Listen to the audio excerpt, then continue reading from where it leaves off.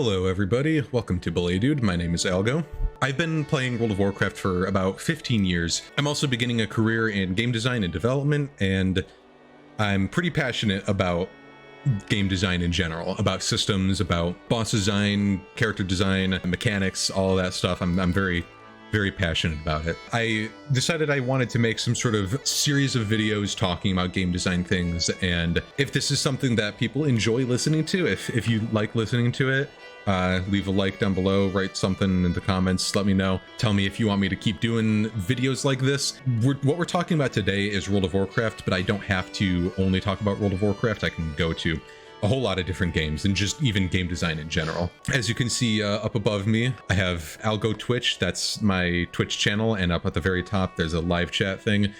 This is all recorded live on Twitch. Anyways, I set up a little slideshow to kind of talk about what it is that I want to talk about today, which is talking about World of Warcraft, specifically why artifacts succeeded and Azurite failed. For anyone who's not very familiar with World of Warcraft, I am happy to, I'm going to explain kind of what some of these things are. So if you have no idea what I'm talking about, or you didn't play during Legion or Battle for Azeroth, we'll talk about that. So first off, let's get to the overview of artifacts. So these are a few examples of artifacts. The Fangs of the First Night Saber were a special one. Those ones in the Claws of Ursoc were really good because they let you, all these other weapons, there were weapon appearances. That's cool.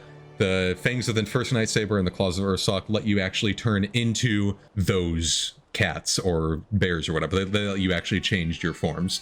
But you also had other weapons like Fellow Maloran. You had very well-known weapons like Ashbringer or Doomhammer. These are weapons that have a lot of good lore behind them, and even the ones that were not known before, ones that were just created for this expansion, ended up being really good too. They developed a lot of lore and really did not skimp on it. Every single artifact had its own ability.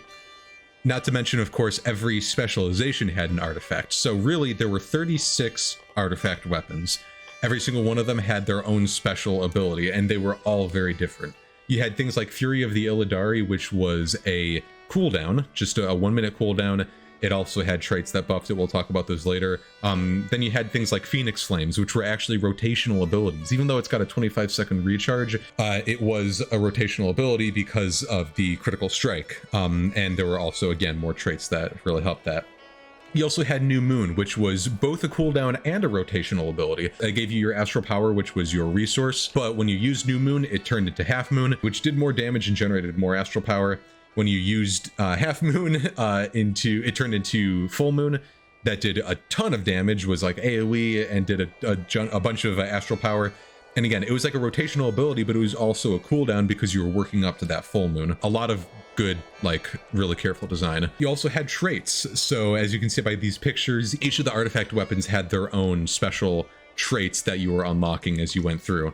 You can see from the one here, Bear Hug, this is increases the chance to trigger gore by 5%, and that was one of the smaller end traits. There were, you can see these ones with the gold dragon around them. There's one there, there, and there. Every single class had 3 of those, and then they had a sort of infinite progression trait, which that was the same across all classes and specs. That was just, you do like 0.5% more damage, and it could go up to like 16. Each of these traits actually changed things really significantly. We'll get into more of that a little bit later when we get to some more specifics. This one with the just yellow border, that was your ability. Everything from then on was altering your class in some way, whether it was just more damage, more stats or something. And then a lot of these were actual big game-changing things. There was also Artifact Power. That was what allowed you to actually go through and unlock all of these. That was your sort of sense of progression, was that you were getting Artifact Power through doing anything in the game, anything that you wanted. You could do it from world quests, which were something new added in the expansion. You could do it or get it from dungeons, from PvP, from raid.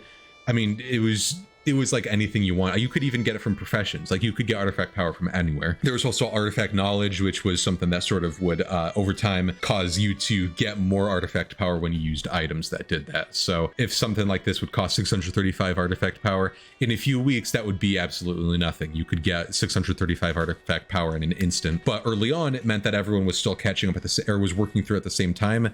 But then later on, people who weren't playing super hardcore would be able to catch up to a reasonable level. Obviously, the hardcore players would always be ahead, but the people who didn't play as hard or maybe missed the first few weeks or just missed some time at all would be able to catch up eventually. There were also appearances. Every artifact had its own set of appearances. Now you can see right here, you could change the coloration of it from to red, yellow, blue, green, but you can see there's also all of these different sets.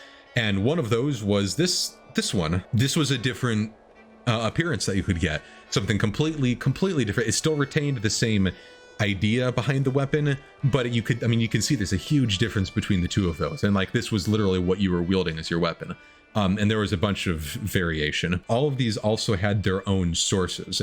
So this one you just got normally. This one you got, the second row you got from completing the campaign. Each class had their own campaign. Burning Reprisal, I believe, was the Balance of Power one. Balance of Power was the special quest line that went across multiple tiers and had you going into all of the raids, going into a bunch of dungeons, doing all sorts of stuff, going all over the world. One of these is the Hidden Appearance. I think that was Corrupted Remembrance down here, but every class had its own Hidden Appearance, which also could be gotten in its own special way. So there was also a PvP one that you got from doing a lot of PvP honorable kills and all that.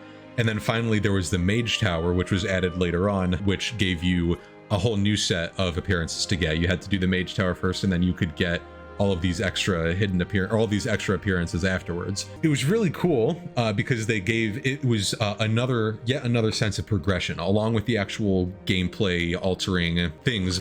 You ended up getting to do progression on getting new appearances. When the Broken Shore came out, that was 7.2, I believe, they added in new traits. You would start at the 1, and then you would go around to the 4, and then the 1, and then you would be able to do 4 and everything. Like everything got one more trait. This new row was again more really different things. You had this one, which was pretty generic for everyone. I don't remember exactly what it was, but then you had a special, you had another like just kind of buffing some of your abilities. Then you had a gameplay changer, and then right here, this was like another really big changer. Death Knights got one of their main abilities could give leech to the whole group, and it's like, that's really good.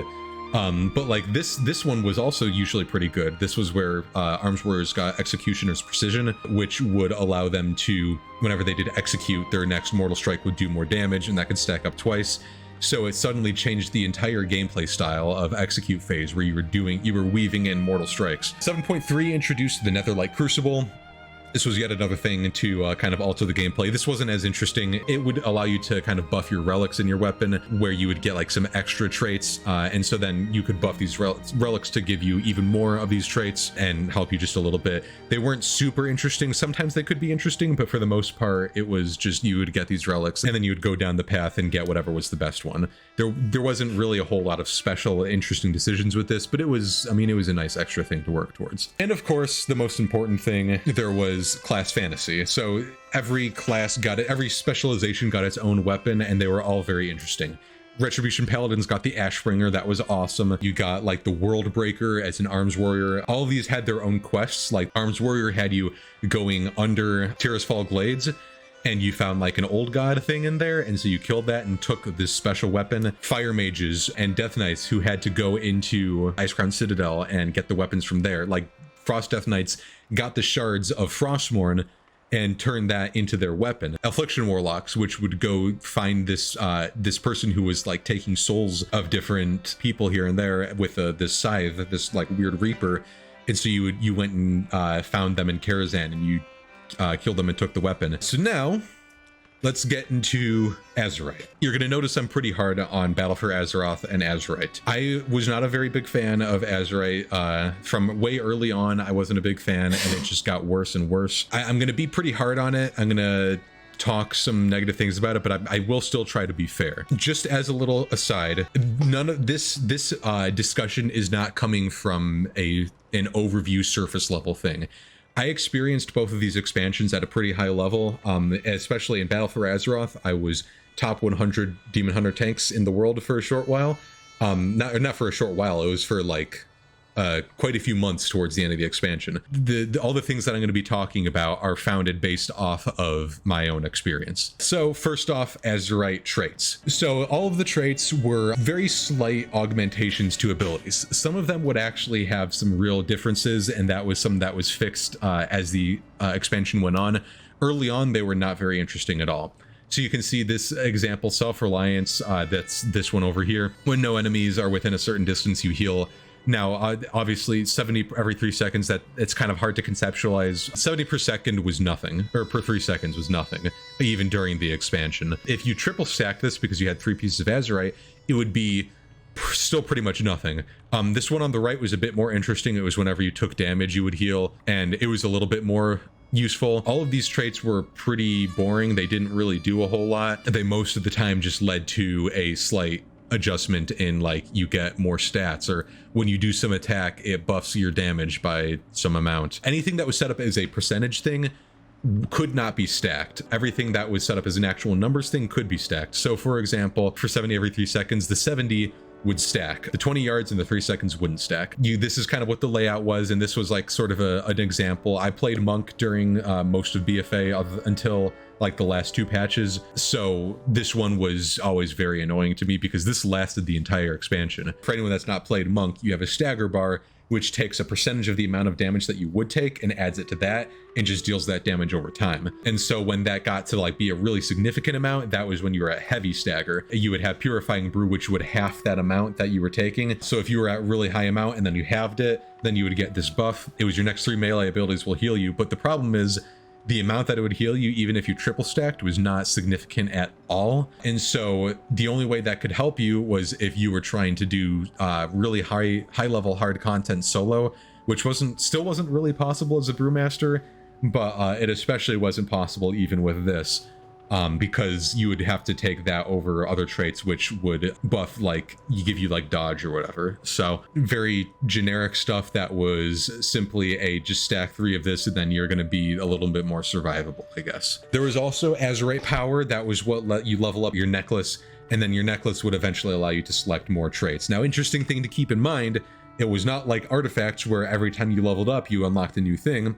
Instead, with Azerite, you would have to level up about, well, first you had to level up to like 20 to be able to even use reasonable Azurite gear, but then you would have to level that up like by like 5 or 6 every time you wanted to get a new trait. Not to mention, when you got higher level gear, that higher level gear had a higher floor, which meant that, well, suddenly now you need 40 in order to even get a single trait in there, and you're still at like 25. There was also a weekly reduction in the required Azurite in order to level up your necklace. This was a very nice thing, and it was instead a reduction in the amount required as opposed to an increase in the amount that you get.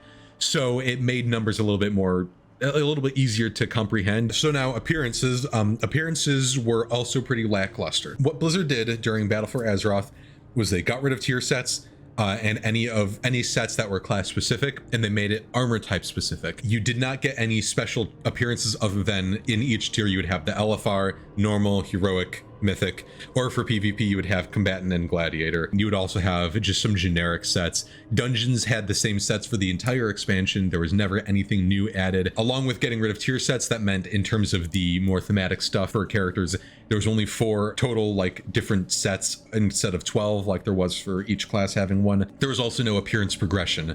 You didn't have any sort of things that you could look forward to unlocking. The most I looked forward to unlocking something with Azurite appearances was when I saw the Plate Nyalotha set. Most of these sets are very, very lackluster. Even if you like how they look, compared to a lot of the other sets, even just from Legion, you can tell that these ones, a lot of them were pretty phoned in. They didn't put as much time into them as they have in other appearances in the past. There also was generic traits on every piece of gear. So if I go back real quick, you can see something like this or like this. Those were generic traits.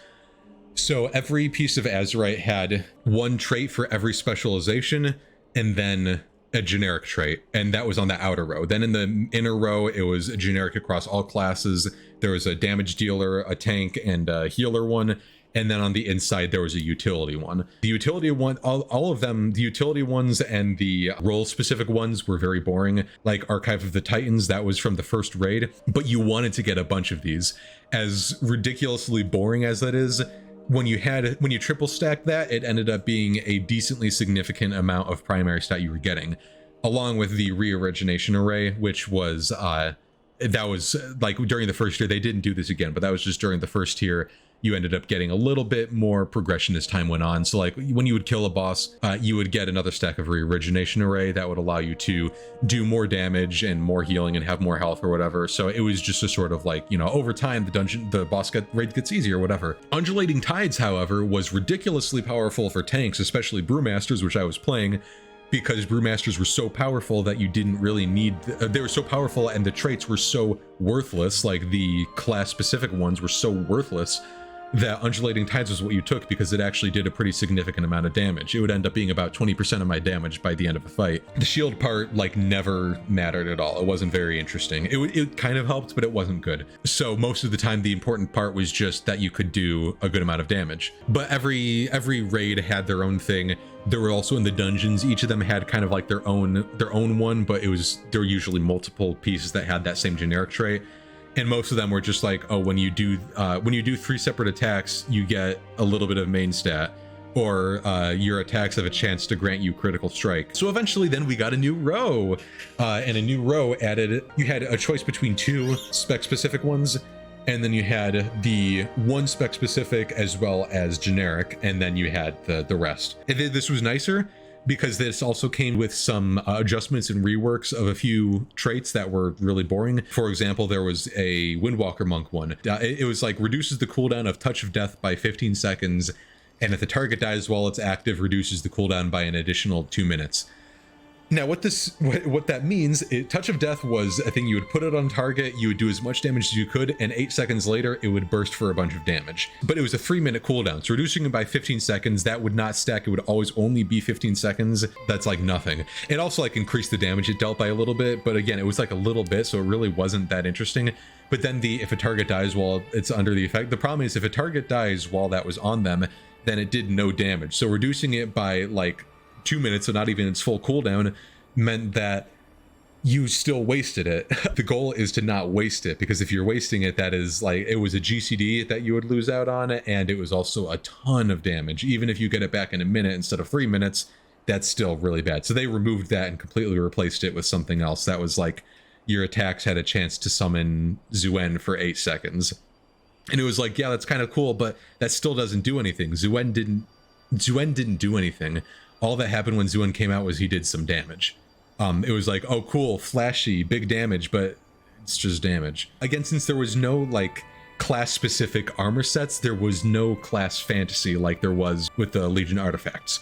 You didn't end up getting any sort of, this is like this cool weapon, I'm like braving Ice Crown Citadel to get this, I'm entering the Burning Legion's domain and going to try and rescue Tyrion Forging. It was like, no, you just got this piece of armor, who cares? There was nothing really special about that. The most interesting fantasy came from the necklace, the Heart of Azeroth, and even that was a weekly time gated thing for a short few weeks, where you would have like a few kind of talk to the person and maybe go kill a few mobs and then talk to the person, then you were done. It was pretty lame. So then let's talk about the progression of content across both of these. So let's real quick go back up to artifacts. Let's just look at this one. With artifacts, you would level up traits as you level up your character and then as you gear up. So as you're going through the game, as you're continuing through everything, whether it's just starting out the expansion or it's doing Mythic Plus dungeons and high-end raids, you were leveling up your artifact. I still remember doing Emerald Nightmare, and then like mid-raid I had to quick hearth out and go to my class hall because I had suddenly unlocked a thing that caused me to like heal for some of the fire damage I did, because I was on Demon Hunter at the time, and I was like, oh, this is so cool, I can heal for fire damage. It was just like anytime you could suddenly be like, oh, I just unlocked this really good trait, and go to that. They added in catch-up systems, so as the expansion went on, you were able to catch up a lot more. It meant that you could play alts, you could play alt specs. You also just didn't need to be playing constantly. There was that whole fear of missing out that a lot of people have about a lot of games, but in terms of the amount of times that something like that happened, Legion is the best one we've had in years for the fear of missing out. Even Miss Pandaria, if you fell behind on reputation, there was like barely any catch up. There's a catch up for alts after you've already gotten the reputation, but if you haven't gotten the reputation yet, then it was doing nothing. Warlords of Draenor, there wasn't really anything going on, so there wasn't a catch-up system needed. The Battle for Azeroth had trouble with it, and Shadowlands has had a lot of trouble with catch-up systems. There was also the relics, which would give you extra item level and would allow you to kind of focus on a trait. So there were a ton of different sources of relics, whether it was dungeons, raids, anything. Because of Warforging and Titanforging, you were able to get really high-level relics, which would then buff your weapon to be a really high-level weapon. That would give you more damage, more healing, whatever. But it would also, each relic would come with a specific trait that they buffed, and it was based off of that relic. It wasn't random. So you could farm relics to go for the one that you want that's going to have a buff to the trait that you want. Now, most classes that wasn't that important, you would just kind of get some sort of generic ones that would buff you a little bit. But in some cases, like in the case of Blood Death Knight, you could get one that would extend the duration of your Dancing Rune weapon. And I had 3 stacks of that. Like I had 3 relics with that, as well as the 4 traits with it. So it ended up making my Dancing Rune weapon be like 30 seconds long. That was 30 seconds of having extra damage, extra dots, which meant extra healing, and also extra parry because of how the Dancing Rune weapon cooldown works. So it was super, super fun to actually be leveling something like that up. There was also appearance progression. So you had extra cosmetics for people who were more interested in cosmetics like me. I really enjoyed doing cosmetic stuff. It gave an entirely different source of progression as well as just power progression. You were actually getting appearances. They also kept adjusting it or kept adding to it, but not adding like a bloated amount, just adding little things here and there. They added in the extra traits and like the new traits, and then the extra 1 level to every single trait from Broken Shore. And then they added the Netherlight Crucible later on, which wasn't really super crazy. It was just a little bit of extra damage because it was pretty well set up. And then they finally also had an infinite artifact power dump. This was just you would get a random versatility buff, and it had a really high proc chance. You compare that to Azurite progression, you were getting 1 trait every few levels, so you could level up your neck and have absolutely nothing happen. You also couldn't use higher level gear until you had a higher level necklace. So that meant that if you were behind in neck item level, you weren't just behind in this little bit of progression, you were behind significantly because you suddenly couldn't use any of the good Azurite. This sort of thing persisted throughout the expansion, but it wasn't as bad during the last few patches. But it was very bad for at least the first half. There was a weekly catch-up system. It was a better weekly catch-up system. You also were able to, like artifacts, you had to go back to your class hall to turn in your artifact power. Azurite would just automatically be given to you. So it didn't clutter up your bags. There were other issues. Later on, we're going to talk about this. There was a system called Reforging, because once you selected your traits, you couldn't change them unless you did a reforge. You ended up needing to reforge your traits in order to actually be able to get that. That ended up costing more and more and more, so it was very unfeasible to do. This meant in order to play alt specs, you had to get your own Azurite gear for those, which meant not only were you getting the 3 pieces of gear for yourself, you were also getting 3 pieces of gear for each of your alt specs, no matter how many there were. Relics dropped from dungeons, raids, world quests, PvP. They dropped from any of the main progression paths of the game. Azurite dropped from raids or your weekly box. You could get the very, very low level Azurite as a low chance from doing like Mythic 0 dungeons. You could get some from world quests that they were even worse. They were like really, really bad, but you could only get them from raid or from your weekly boxes. And the other important thing is that they were super, super rare. Azurite only dropped off of very specific bosses, and also with the weekly box, it used to be that it was just a chance to drop out of there out of all of the possible ones. So you could sometimes get the same one 2 weeks in a row. You could sometimes get none for 10 weeks in a row.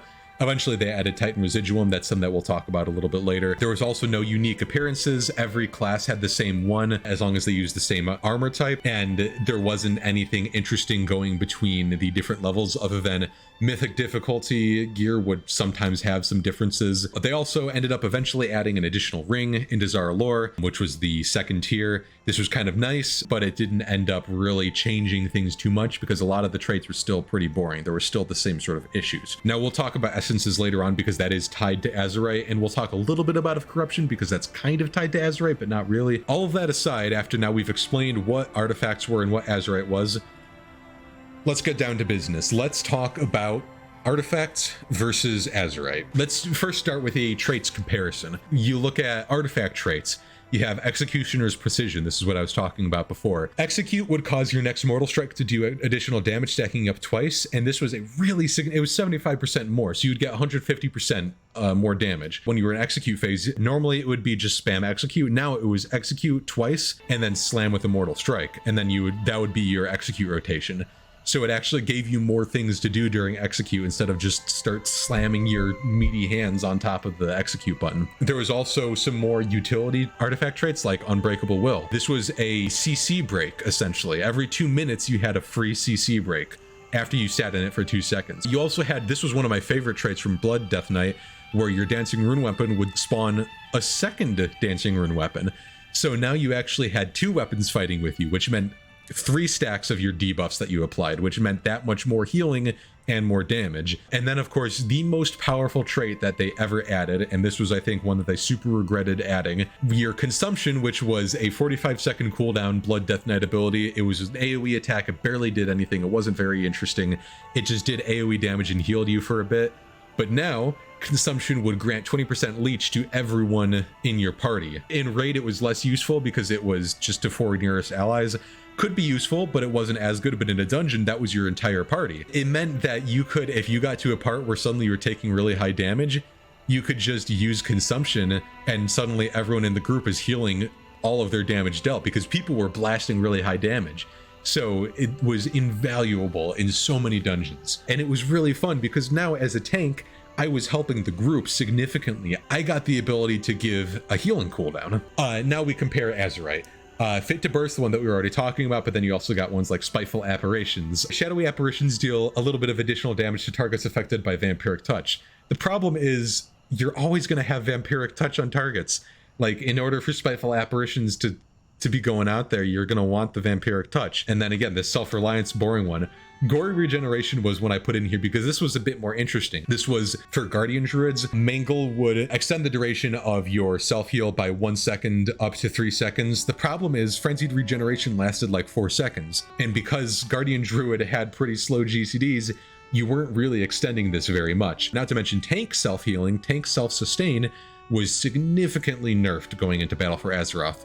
So much so that you felt like you were tissue paper. This is something I want to talk about some other time, is what happened to tanks during Battle for Azeroth, but I don't want to get too deep on that because that's a discussion for another time. You ended up having this self-heal, which was not really healing for very much, but now it's going for an extra second and still not really healing for much. Artifact traits were a lot more significant than Azurite traits. I think that's kind of what can be seen from something like this. Progression felt more meaningful because you were actually getting realistic good upgrades. You weren't getting very boring things, and you were getting something every single time you leveled it up, as well as there were a lot more levels and you were getting them more often. Additionally, getting new gear wouldn't be a DPS loss. During Battle for Azeroth, you would get new Azurite but not be able to use any of the traits on it, so it was literally just main stats and nothing else, and you were losing out on any of the traits, which, as boring as they were still buffing you, so losing out on those was really bad. Azurite did actually better with catch-up systems than artifacts did, not by a whole ton, but it was better. And again, not needing to have all this stuff clogging your inventory was great, so you could just have it automatically get added to your necklace. Another thing to keep in mind was the features that came with artifacts. So when Azurite was added,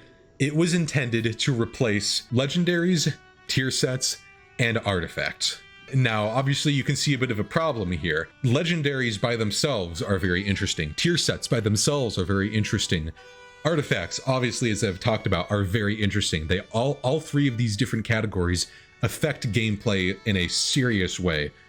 You can see these are some of the legendaries. Again, I talk about Blood Death Knight a lot because that's what I played mostly during Legion. This was a really good legendary. Now keep in mind, you could start with only equipping 1 legendary, but eventually you could equip 2. Like within the 3 or 4 weeks, you could equip 2, and then it stayed 2 for the rest of the expansion. Like Blood Death Knights, you had this one. Blood Plague gains 100% increased damage and healing. Now, the reason why this was interesting, because like that's kind of nice, a little bit more damage, but that was especially interesting with one of your traits as a Blood Death Knight, Umbilicus Eternus. This would allow you to, when your vampiric blood ends, you get an absorb shield based off of how much damage your Blood Plague dealt.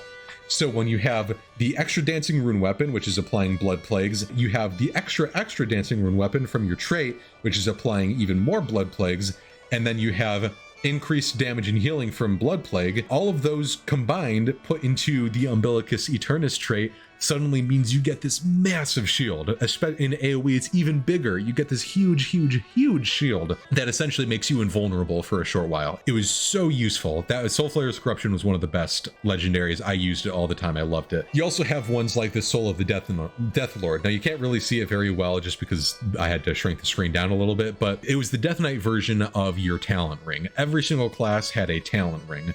And what that would do was you would get a special talent point for free by using this legendary. For example, this was really good for Frost. Gathering Storm turned your AoE ability into a single target ability and made it do a lot of damage. But now, along with Gathering Storm, you could take one of the other talents in the row, so you could have both of them. Some classes, this was one of the best legendaries to have because having two talents in a certain row was great.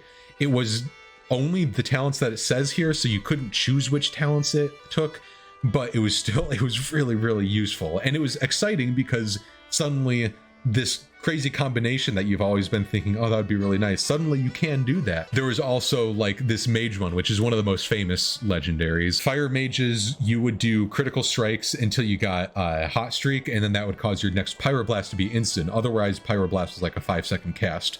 And so that was kind of how your gameplay worked. However, this legendary made it that sometimes when you consume that hot streak, you get a special buff that makes your next hard casted 5-second long cast pyroblast deal a ton of damage. It was a specialization defining legendary.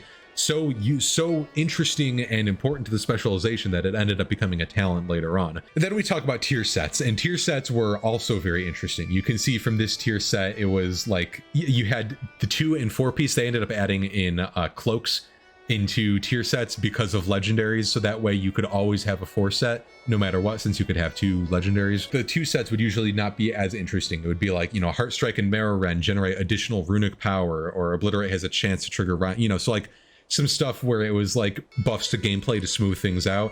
And then the 4 set would suddenly end up getting more interesting. Deathstrike has a 25% chance to generate a rune, which would be all of a sudden like you're cutting out a bunch of the waiting time significantly. Or like Death Coil has a chance to infect the target with a festering wound. That was a thing where your target could have up to 8 stacks of festering wound, and you would like be popping them and dealing damage with that. So suddenly Death Coil, which is your like excess resources spender, was now increasing your damage elsewhere. So it was like interacting with everything else. Azurite was supposed to replace those as well as artifacts. And you can see the problem. The Azurite traits that I talked about aren't even as interesting as the tier sets, let alone the legendaries, which actually really changed gameplay. Artifact relics were very, very reasonably farmable. You could get them from any content in the game. The highest level stuff you could get from any of the 3 high level contents in the game: PvP, Mythic Plus, or raids. Every weapon had like types, so you could get like a Shadow Relic and 2 Frost Relics, for example. That was like one of them would do that. So other classes though could get like a Shadow, a Frost, and a Fire. Another class could get like a Fire and Earth. I don't remember if there were Earth, but like an Earth one and a Shadow one. And so like if you didn't get it, but one of your friends got it and they don't need the Shadow Relic, then you could get it from them. So like it was really high versus Azurite, where they dropped significantly less than relics did. They were super, super rare. Every boss had 0 to 1 Azurite pieces. Dungeons, you could not get a reasonably high level one because they couldn't Warforge or Titanforge. You had to get it from your weekly box, or later on get it from Residuum. So again, later on they added Residuum that kind of fixed some of the problems, but it still would take multiple weeks in order for you to actually even be able to get a decently high level piece of gear. And then it would take even more weeks than that to get the specific one that you wanted. And unfortunately, towards the end of the expansion, there were some that were actually pretty decent differences. You got some that were just awful traits that were doing nothing to your gameplay and not buffing you hardly at all, versus ones that were like, okay, this one gives you like a really big burst at this point. Again, not really changing gameplay, but doing a lot of damage. That was a bit of a problem. Artifact traits would change gameplay significantly. As you saw from the ones earlier, you would end up having these really big differences in a lot of traits. Azurite changed barely anything in gameplay. It would give you a little bit more power. Occasionally you would get like an extra second on this buff, or this ability has a 5-second shorter cooldown, but not really very large changes. You can do a bit of an example here where you have even the more generic traits, like the Blood Death Knight one that gives you more duration on Dancing Rune Weapon. This would have an effect on other things, like it would affect Umbilicus Eternus, It would affect your dancing rune up and just your damage in general. It would affect your survivability, like you would get more parry and everything from it. You'd get all sorts of different interactions. It would even affect the legendary here, the Soulflayer's Corruption. You look at that then compared to one of the Windwalker monk traits, this was added in. So this actually wasn't originally in here, it was added in, where all it did was make your Fists of Fury do more damage. I think it even it would give you like a small amount of critical strike for a few seconds after using it. And that was the whole trait. It wasn't a good trait, it wasn't interesting, it didn't really do it didn't really do anything to gameplay, it just made you do more damage. Relics, again, they allowed you to actually specialize in things. Azurite traits were about as interesting as the relic traits that you would get from putting relics into your artifact weapons. Appearances for Azurite gear were shared across armor classes. There were also, the only real differences were just the differences in color. It is opinion to say that the appearances were not great, because there are some that I think were actually kind of decent. The plate set from Uldir was all right. The plate set and the leather set from Eternal Palace was all right. And the plate set from Nyalotha I really, really liked. And I guess actually now that I think about it, I liked the plate set from Desire Lore. You might be able to see a pattern here. The plate sets were great. All the rest of them were almost always very, very bad, with some occasional good pieces. Again, that's kind of opinion, but you could tell looking at all of the pieces, they were either retreading on things that had already been done. Look at this piece, this armor set. There's nothing going on here. It's just a very standard like summoner outfit. Granted, this is even leather, so it made it even less set, but it's, you know, just a hood with teeth, and it's got an eyeball, and that's it. So there wasn't very much going on there. Now you look at that compared to the appearances of artifacts, where you had this sort of progression that you were going for. You had the difference between these two is huge. They're still the same Ashbringer, but I mean, you can see these are very different, and that's just a few small examples of differences in appearances. The the artifact appearances, you were getting the entire expansion. You were constantly working through, you were getting all sorts of new appearances. They even added in the Mage Tower, which was one of the best things that Blizzard has ever added into World of Warcraft at all. And it was very challenging, but it rewarded you with a pretty cool appearance. Even if your appearance for that Mage Tower for that class wasn't that great, it was still like a big status thing to be able to say, yeah, I got this. And like a lot of people would go for all 36 specializations. A weapon is a lot more noticeable than a hood or a chest piece, considering you're most often seeing behind your character. So you're going to see the back of their head, the back of the shoulders, and probably not even much of the chest at all, depending on if you have a cloak or not. A lot of armor sets, you're going to want to transmog to fit more with something that you're wearing.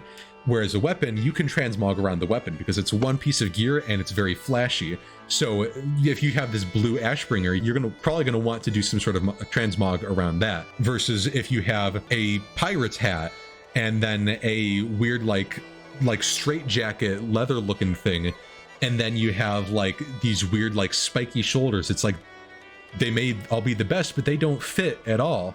And the only time that I actually really went for getting the full Azurite appearance was with this set right here, because I like the helmet and the shoulders a lot, and so I went for all the rest of it. Now we get into a bit of a really rough spot. Reforging. I've avoided talking about this until now because this is a really significant topic. Blizzard had it set up that you would select your traits and then it would be stuck that way. The only way to change the traits was to get a new piece of gear or to reforge. Now, if you went to reforge, initially it would only cost 5 gold, and that would reset all of the traits. You could just redo all of them again, you know, all of the many 4 traits. The problem is then the next time you wanted to reforge, it would double, not add 5, double. So now the next time it is 10, and then the next time it'll be 20, and then 40, and then 80, and then 160, and then 320, and then 640, and then it just keeps going up. 1280, all of that stuff, it keeps increasing. You can see by here, 20,480 gold just to reforge your piece of gear. And that's not just for that piece of gear, that's for all reforges on that character. Now that would go down 1 tier every 3 days. So that meant that 2480 there, after 3 days, it would go down to, what is that? 10,240. 10,240 gold after 3 days. That is still really, really bad. If you wanted to reforge anything during that time, well, guess what? It just doubled again. So now it's going to end up being 4960, and then it'll go down to 2480. And it was just a really, really, really high amount. They eventually lowered it to every 1 day by the end of the expansion, but that still leads to the problem of having this increasing cost to reforge. Why did they add that? And that's where the kind of question comes up. Why did Blizzard add in this crazy penalty? What this meant is that if you wanted to play multiple specializations, you would need to get different pieces of Azerite gear per specialization. If you wanted to play all 3 or 4 if you were a druid of your class, you would end up needing to get 3 separate sets in order to actually play all of that. Not to mention, of course, the different weapons, not to mention, of course, different trinkets, and any other gear based off of stats that you would need to end up getting. So that was already just by the Azerite, the weapons and the trinkets alone. If you wanted to play a tank and then you wanted to play a DPS, that's 6 extra pieces of gear lining your bags, and it could end up being more depending on how really crazy you want to go for it, if you want to get better stats and everything. It meant also, because of how difficult Azerite was to get, this was a really significant time waster. A lot of people were really, really hoping that Blizzard would end up allowing you to have it that each specialization had its own traits, but they never did that. Blizzard never ever did that. What I mean by that is people wanted it to be that you would have this chest piece and it would have your tank traits, and then when you switch to DPS, you could put in your DPS traits, and so then when you switch back to tank, it would still have your tank traits. But they never did that, so you had to get different pieces of gear for every single one of them. It led to stockpiling gear and using inferior gear for most specs because you weren't able to have that same level of gear. You didn't want to spend 20,000 gold just to be able to play your alternate specialization. It led to disincentivization of playing different classes or different specs because things were going to cost so much. Additionally, it meant, oh, I accidentally made a mistake and I chose the wrong trait. Well, that's just that much money down the drain because you got to reforge that, because the difference between a lot of these traits could be pretty significant. Now let's look at artifact reforging. Artifact reforging, as in there isn't artifact reforging. The only thing that would happen with artifacts was that you would replace relics, and when you replaced a relic, it would go away. It would be permanently destroyed. So there was a bit of a problem here, obviously. Getting a new relic meant that other one was going to be destroyed, but what if that wasn't the trait that you wanted? Well, for one, the relics were useful for being able to get certain traits, but they weren't that useful. It wasn't the end of the world. The increased item levels was more important. Additionally, relics were very plentiful. You could get a whole lot of relics. Any place would drop relics. Also, every specialization had their own artifact, so if you were changing relics, it was because you were getting an item level upgrade or because you were looking to specialize in one trait. This meant there was an actual incentive to play off specs because you could actually gear them and not have to worry about ruining the gear that you get from your main spec. Finally, it was still frustrating to lose the relic, but it wasn't nearly as frustrating as having to spend 20,000 gold just to be able to reforge your gear. My friend Robson990, Twitch streamer, he plays Mira in World of Warcraft. He reforged a lot. He did a lot of reforging on his weapons and ended up having a really significant problem come up where suddenly, oh no, he wants to be able to play his off specs, but he can't because it costs so much money to do it. And we were running keys every single day, and he wanted to change his stuff up to be better and to do other stuff, along with he was sometimes tanking and sometimes DPSing, and this is early on, so he didn't really have a whole lot of good sets, like early on to every single patch. So what's he gonna do? Well, he's just gotta reforge all those, otherwise he can't really play at a reasonable level. And like at the level we were playing, he needed to have the best stuff. And so sometimes you can't go to a Wowhead guide and be like, oh, this Wowhead guide says it's the best. That doesn't mean it's always going to be the best all the time. Sometimes these things can only come from experience. So you would want to try and change around a bit. You weren't able to do that. Let's talk about a timeline here. Let's do a timeline of events. Tier 1 being Emerald Nightmare for Legion and Uldir for Battle for Azeroth. So at the very start, you had your artifacts. This was you got your artifacts and you were like, whoa, look at all of these different things to unlock. And you worked your way through there, and you could choose whatever path because you knew you were going to get all of them. Early on, you wanted to choose the right path, but it wasn't really that big of a deal. There was a slow catch-up system that was added in, and I mean, it was in from the start. So it meant that you were able to kind of be doing some catch up, but obviously it early on required you to still be playing the characters, so it was kind of frustrating. Later on, they made it, like pretty soon later on, they made it just everyone is catching up at the same rate, so that was fine. There were also the capstone traits that you were aiming for, so there was something big to be looking for and aiming towards. Now we compare that to Azerite, and Azerite was less interesting. There were only 3 rows of traits per gear, and there were 3 pieces of gear. So there were like 9 total traits that you were getting. Traits were also locked to your neck item level. So that meant if you had a higher level piece of gear, you couldn't use it until much later on. There was a much easier catch-up system, and it was pretty nice to have something like that. However, there was no additional customization like there was with artifacts. And I mean that both in terms of the appearance customization and also in terms of relic customization. After a few weeks with Azurite, you were done progressing that system. You were just leveling up your necklace for 2 extra item levels on your neck. Then we move on to tier 2. Tier 2 was Nighthold versus Battle for Dazara lore. Artifacts didn't really have to do anything during tier 2. They were already still interesting. People were still finishing out the artifacts. And then there was this infinite progression thing right here, which when it was first in, this was after you got all of the rest of your traits, suddenly you could do this infinite progression, which was like 0.5% extra damage and healing. It was a very small amount, but it was still giving you that thing you were progressing towards. The difference between having full on that and having not full on that was significant, but you were able to get a pretty significant amount of those without needing to do crazy farming. So that meant you were able to still play very reasonable levels of damage and healing without needing to go crazy for farming. Relics were very plentiful. There was very little variance between having the correct relics and just having the highest item level relic, versus for Azurite, where their way of adding stuff to this was they added an additional ring. They put in some new pieces for the new tier, but I mean, it was just replacing the old pieces. Some of the traits were reworked or completely removed and then new ones added. There was a little bit more interesting to them, but not a whole lot. It still was the same system. Azurite was still pretty limited to get. You couldn't farm it like you could Artifact Power unless you just spammed expeditions, which were mind-numbingly boring.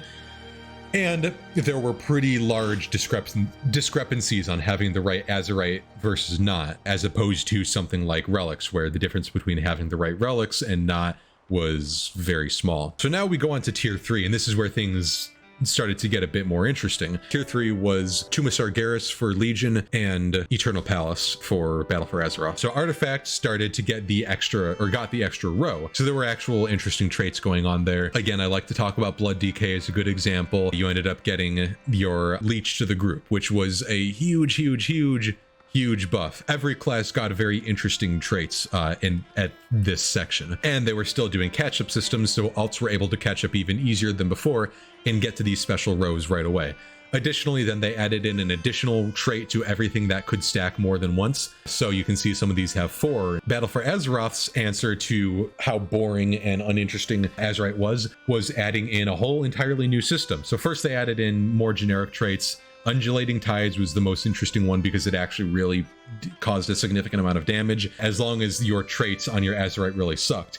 It wasn't a good thing that people were 3-stacking Undulating Tides, because that meant that the class and spec specific ones were so unbelievably boring and uninteresting and not powerful that you would rather take something like this. Blizzard's answer to it was essences, and essences were an entirely new system. They were based off of your neck item level. In order to unlock more and more of these traits, you had 1 major and then 2 minor, and then later on they added in the 3rd. That's what we'll be talking about next. Every essence you had would give you your major one would give you an ability most of the time, and then the minor ones would just buff you in a little bit. But again, they weren't very interesting buffs. The most interesting one was one of them, which like Vision of Perfection, which would reduce the cooldown on your major ability by a small amount. Most of the time that wasn't even very useful, because that would only be 1 cooldown where you wanted to line up multiple cooldowns, so it would like really destroy the flow of things. Conflict and Strife did give you a PvP talent that was most of the time pretty useless. Windwalkers, it gave you Expel Harm that would do like a percentage of your health to enemies, so that was kind of neat. It was some classes it was really quite cool. There were also some ones that had some kind of neat things, but they were impractical. You would use it would create a beam of light that would like be dealing damage over time, and then it had like a 0.5% chance to just instantly kill something. Almost never happened, and unfortunately it was actually bugged a lot, so that in dungeons it would actually cause you to not get percentage based off of who it killed. So it was actually it was actually like a loss in time to do something like that. But most of the time it was just a new cooldown. It was just use this thing on cooldown, it deals extra damage. A lot of times they didn't even interact with any of your own buffs. Along with, of course, the way to get these was really tedious. A lot of times you would have to run dungeons multiple times. You would have to hope you got really lucky. You would have to get a bunch of reputation. There was not a whole lot of interesting things going on, and they were generic across all classes. There was no longer any sort of class specific one. There were a few role specific ones. So as a DPS, you could only take these ones. As a tank, you could only take these ones.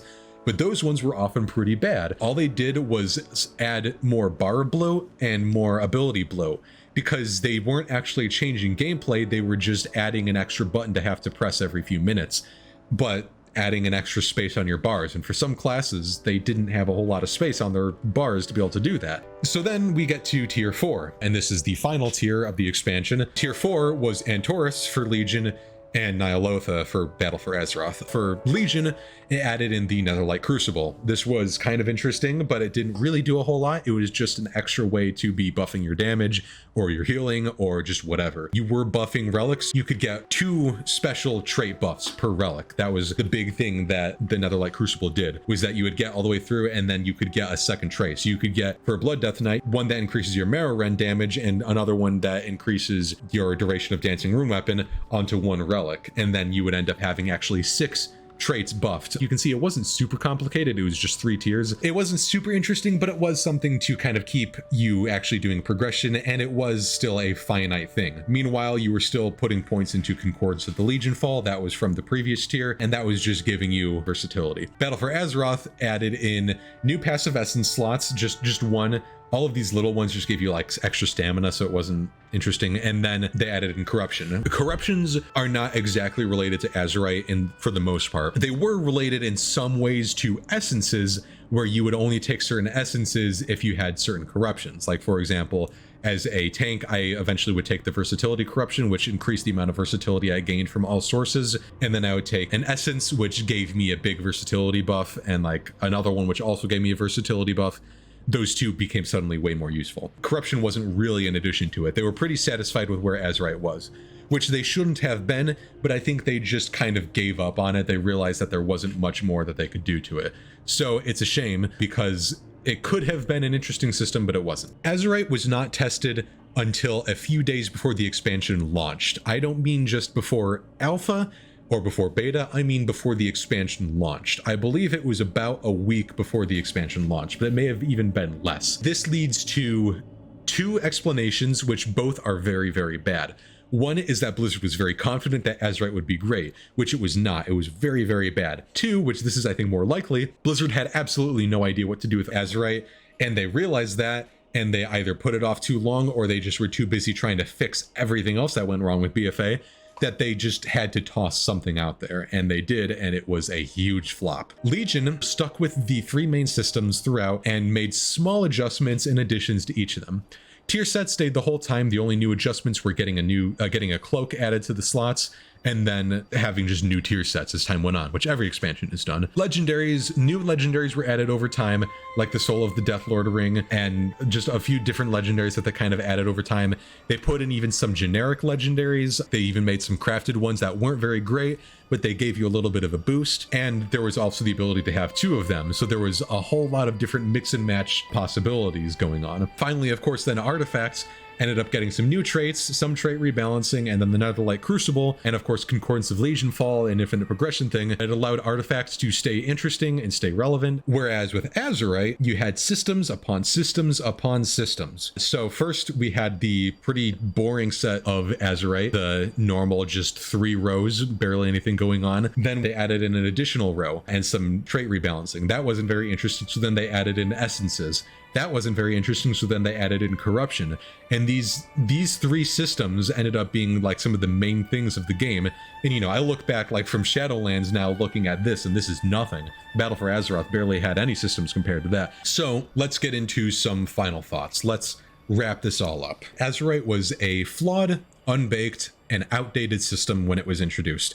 And even after multiple iterations, it was still very uninteresting. Artifacts, on the other hand, were the product of many years of experience in building systems and were very unique and personalized. You could tell just by a single artifact how much interest was put into it.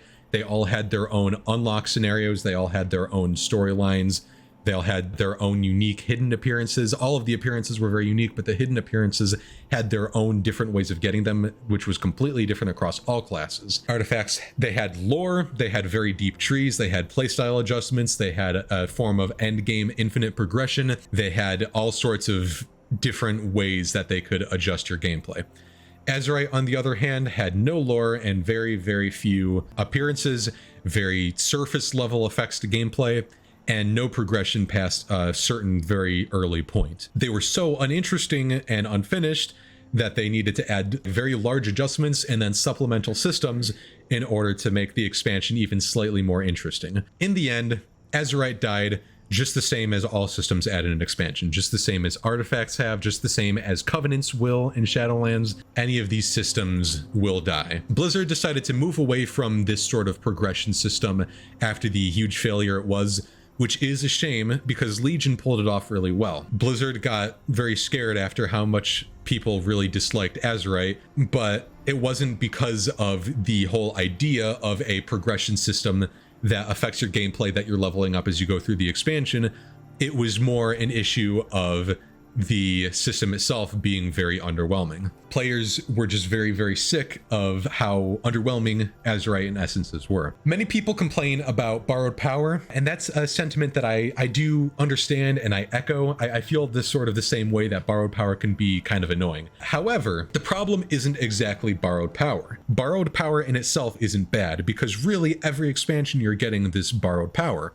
You're getting different gear, you're getting, Shadowlands, you're getting the covenants, you're getting gear, you're getting trinkets, especially those are like a big borrowed power thing because they actually affect things, they actually like have effects and have things going on. But the biggest problem wasn't necessarily the borrowed power, but the way that they carry that borrowed power through. Artifacts ended up having some really, really, really cool gameplay changes, and a lot of those ended up getting carried through. Not all of them, and that's where some of the biggest frustration with a lot of artifacts lies, is that a lot of the systems made were not carried through.